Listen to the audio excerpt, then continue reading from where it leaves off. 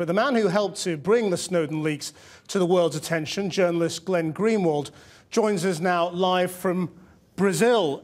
How much do you think has actually changed in these reforms?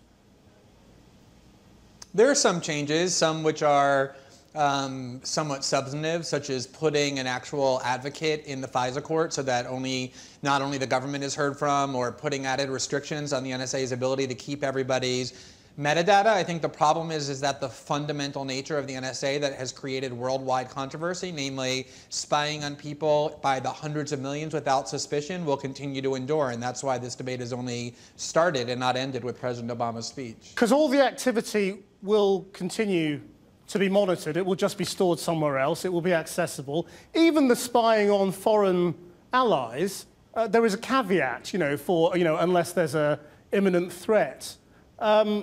So it's difficult to see how much, the Snowden revelations have achieved so far, isn't it? Well, they've achieved an enormous amount, for example, in American public opinion, in which people are far more afraid now of the government's attacks on their own privacy and civil liberties than they fear the threat of external terrorism. They also, the most recent poll shows, view Edward Snowden more as a whistleblower than as a traitor by an enormous margin. I think it's 27 points.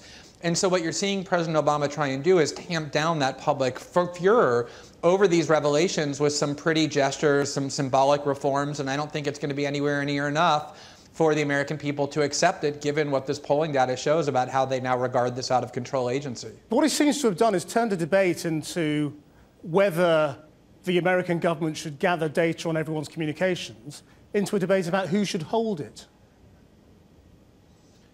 Yeah, I think that's a great point. That's what the U.S. government is trying to do. What they're trying to do is to say, the fact that we as the government should have access to everybody's communications data, that we should be able to know who you've talked to, who has called you, how long you've spoken, that's just a given, they're trying to say. Don't even debate that. Simply debate who's holding this information. And the reality is that having a government do that, collect all of that information about citizens who have done nothing wrong, is an extraordinarily radical and extremist idea. It's what science fiction writers 50 years ago used to write about when they warned of the surveillance state.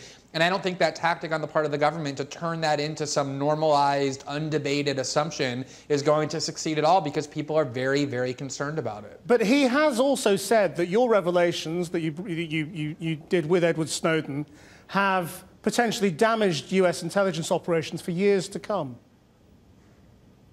I mean, is that something you're proud of? Every single time, it's something I vigorously dispute. I'm extremely proud of the journalism that we've done.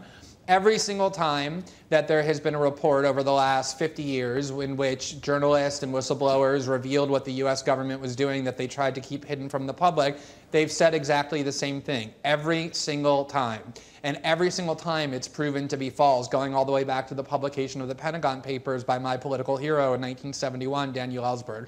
There's zero evidence that national security has been harmed in any way. What this has done is spark the first ever worldwide debate and reform movement about the need for individual privacy, about internet freedom, and about the dangers posed by an out-of-control surveillance state in the digital age. And I'm extremely proud of the role I played in helping to bring about that debate. Glenn Greenwald, thanks for joining us.